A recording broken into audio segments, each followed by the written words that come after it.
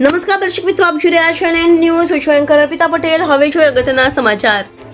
અમરેલી જિલ્લાના લીલિયા તાલુકાના પૂજાપાદર ગામે ગોવિંદભાઈ રામાભાઈ રાતડિયાના ઘેટા બકરા ઝોકમાં પૂરેલા હતા.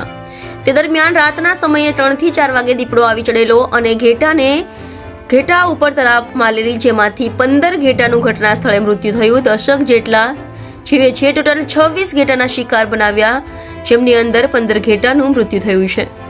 Reporter Asif Juneja, NN news Amreli. દર્શક મિત્રો, એનએન ન્યૂઝને લાઇક, શેર, સબસ્ક્રાઇબ કરો, બેલ આઇકન પ્રેસ કરો, જેથી આપને નોટિફિકેશન્સ મળતી રહે.